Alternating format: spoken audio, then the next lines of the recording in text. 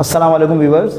आज की वीडियो में हम डिस्कस करने जा रहे हैं फंक्शन ऑफ ब्लड। ठीक है, फंक्शन ऑफ ब्लड से पहले आपको मैं कुछ बताना चाहता हूँ ब्लड के बारे में।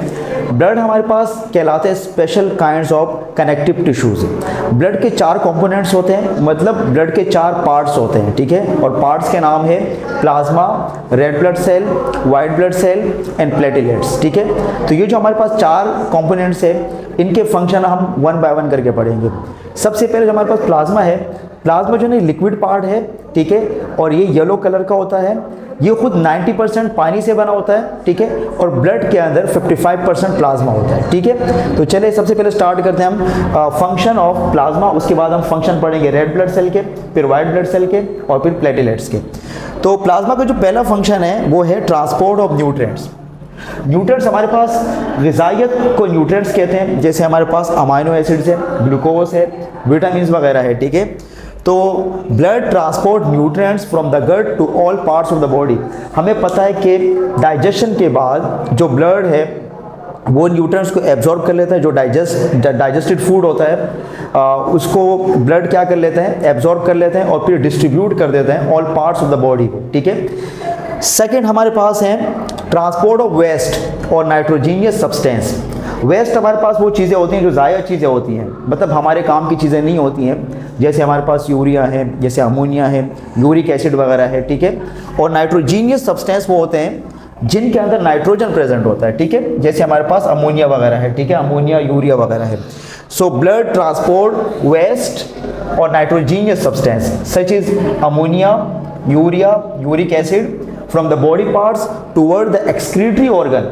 ये बॉडी पार्ट से ये वेस्ट कलेक्ट करते हैं और ये एक्सक्रीटरी ऑर्गन तक लेके जाते हैं, जैसे हमारे पास किडनी है, और फिर ये किडनी ये वेस्ट प्रोडक्ट को बॉडी से बाहर निकाल रहा होता है। ठीक है, थर्ड हमारे पास है ट्रांसपोर्ट ऑफ हॉर्मोन्स। हॉर्मोन्स हमारे पास केमिकल्स होते हैं, केमिकल मैसेंजर्स कहलाते हैं ये। ठीक है, और ये हार्मोन एक स्पेशल ग्लैंड से रिलीज होते हैं। वो स्पेशल ग्लैंड्स हमारे पास कहलाते हैं एंडोक्राइन ग्लैंड्स। अब मसला ये कि एंडोक्राइन ग्लैंड जो है उनके पास कोई नालियाँ नहीं होती है, कोई डक्ट्स नहीं होती है, तो एंडोक्राइन ग्लैंड्स डायरेक्ट अपना जो हार्मोन है डायरेक्ट ब्लड के अंदर एक्सक्रीट आउट करते हैं। ठीक है, और इसके बाद जो है ना फिर वो ब्लड लेके जाते हैं टारगेट ऑर्गन तक। ठीक है, तो आपने बात याद रखनी है कि जो एंडोक्राइन ग्लैंड्स है वो अपना हार्मोन एक्सक्रीट करते हैं डायरेक्ट ब्लड के अंदर और फिर ब्लड ये टारगेट ऑर्गन तक लेके जाते हैं। मिसाल के तौर पे हमारे पास पेंक्रियास है, पेंक्रियास से एक हार्मोन रिलीज होता है और उसका नाम है इंसुलिन। अब इंसुलिन जो है ना ये ब्लड का जो एक्स्ट्रा ग्लूकोज है ना उसको ये कन्वर्ट करता है ग्लाइकोजन में। तो फिर अब ये जिसके टारगेट ऑर्गन है वो लिवर के अंदर है, मतलब ये इंसुलिन रिलीज तो पेंक्रियास से हो रहा है, लेकिन इसके जो टारगेट सेल है या टारगेट ऑर्गन है वो लिवर है, क्योंकि ग्लाइकोजन किसके अंदर बनता है, लिवर के अंदर बनता है। अब लिवर के अंदर इसको लेके जाने के लिए कोई मतलब ऐसा कोई मीडियम चाहिए, तो वो इसके लिए मीडियम क्या है, वो है ब्लड। ठीक है, तो आपने तीसरा फंक्शन याद रखना है कि ब्लड, ठीक है, transport hormones from the endocrine glands, ठीक है, to their target organ. For example जैसे मैंने आपको समझाया कि मतलब पेंक्रियास से हार्मोन रिलीज होगा और फिर वो लिवर तक जाएगा। इस तरह और भी बहुत सारे ग्लैंड्स है, जैसे हमारे पास पिट्यूटरी ग्लैंड है, जैसे हमारे पास एड्रिनल ग्लैंड है, ठीक है, थायराइड ग्लैंड वगैरह है। उसके बाद हमारे पास फोर्थ फंक्शन है प्लाज्मा का, होम्योस्टेसिस फंक्शन। होम्योस्टेसिस का मतलब होता है इंटरनल बॉडी इन्वायरमेंट, ठीक है, maintenance of the internal body environment. तो हमारी बॉडी का जो इंटरनल इन्वायरमेंट है जो मेंटेन रहता है इसको हम कहते हैं होम्योस्टेसिस, और इसमें ब्लड का भी रोल है। ब्लड क्या करता है, ये हमारी बॉडी का जो टेम्परेचर है ना इसको मेंटेनेंस में हेल्प करता है। हम जानते हैं कि हमारी बॉडी का टेम्परेचर एनी टाइम मेंटेन रहता है, मतलब गर्मी हो जाए सर्दी हो जाए, लेकिन हमारी बॉडी का जो टेम्परेचर है वो 37 सेल्सियस रहता है या 98.6 फ़ारेनहाइट रहता है। अब मैं ये तो नहीं कहूँगा कि ये जो हमारी बॉडी का टेम्परेचर इतना फिक्स है ये सिर्फ ब्लड की वजह से, लेकिन इसमें ब्लड का भी रोल है। ठीक है, तो चौथा फंक्शन हमारे पास क्या आएगा कि blood help in the maintenance of body temperature. ठीक है, तो ये 4 फंक्शन हमारे पास किसके हो गए, प्लाज्मा के हो गए। अब हमारे पास जो 5वां फंक्शन है वो किसका है, वो है रेड ब्लड सेल का, मतलब आरबीसी का। आरबीसी के अंदर बेसिकली आरबीसी जो हमारे पास सेल्स है ना ये एक थैले हैं, एक सैक लाइक थैले हैं ये, मतलब जैसे हमारे पास सेल्स होते हैं, जैसे हमारे पास मैच्योर सेल होते हैं, सेल के अंदर न्यूक्लियस भी होता है, मेम्ब्रेन बाउंडेड ऑर्गेनेल्स भी होते हैं। आरबीसी इस तरह सेल नहीं है आरबीसीज एक सैक लाइक स्ट्रक्चर है और ये हीमोग्लोबिन से भरे होते हैं और हीमोग्लोबिन का काम क्या होता है, वो ऑक्सीजन को कैरी करता है लंग्स से different parts of the body को, ठीक है।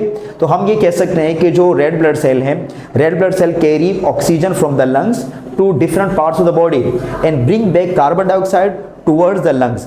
मतलब ये ऑक्सीजन लेके जाते हैं बॉडी पार्ट्स तक और वापस क्या लेकर आते हैं, कार्बन डाइऑक्साइड। तो ये मोस्ट इंपॉर्टेंट फंक्शन है रेड ब्लड सेल का जो आपने याद रखना है।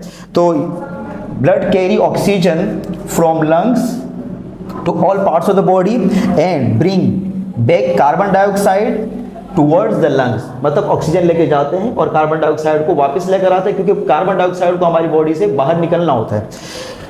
6 फंक्शन हमारे पास है white blood cell. White blood cell को हम कॉमनली कहते हैं पुलिस ऑफ द बॉडी। मतलब ये हमारी बॉडी को तहफ़्फ़ुज़ देते हैं, हमारी बॉडी को प्रोटेक्शन प्रोवाइड करते हैं, तो तभी इनको क्या कहा जाता है, पुलिस ऑफ द बॉडी। हमारी बॉडी में कोई जरासीम बाहर से आते हैं, बैक्टीरिया, वायरस वगैरह, तो ये वाइट ब्लड सेल क्या करते हैं, उनको पकड़ते हैं और किल कर देते हैं, ठीक है। तो आपने क्या लिखना है कि WBCs protect the body against the disease. आप ये भी लिख सकते हैं कि WBCs protect the body against the micro organisms, ठीक है, या अगेंस्ट द इन्फेक्शन, ठीक। लास्ट फंक्शन हमारे पास है जो कि 7 फंक्शन है, वो है प्लेटलेट्स का। प्लेटलेट्स हमारे ब्लड के अंदर छोटे छोटे फ्रेगमेंट्स होते हैं, ठीक है, और ये 4th कंपोनेंट है और इसका काम क्या होता है, क्लॉटिंग ऑफ ब्लड। अब देखें, जब हमें कोई इंजरी हो जाती है या कोई चोट लग जाती है तो हमारी बॉडी से ब्लडिंग स्टार्ट हो जाती है, मतलब खून निकलना स्टार्ट हो जाता है। और अगर आपने नोट किया होगा 2-3 मिनट बाद, 4 मिनट बाद वो जो ब्लड है वो स्टॉप हो जाते हैं, ठीक है, मतलब क्लोट हो जाता है। अब ये क्लोट क्यों हो जाता है, इसकी एक वजह है हमारी बॉडी में कुछ स्पेशल फैक्टर्स है जिनको हम कहते हैं प्लेटलेट्स, ठीक है। तो आपने ये बात याद रखनी है कि platelets help in the clotting of blood, ठीक हो गई बात। This is all about the function of blood, ठीक है। ये 7 फंक्शन हमारे पास हैं। अगर आपके पास एग्जाम में आते हैं शॉर्ट में कि write down the function of blood, तो आप इनमें से कोई 4, अगर 4 पूछे जाते हैं, 5 पूछे जाते हैं, जितने भी पूछे जाते हैं तो आप इनमें से कोई लिख सकते हैं, ठीक है।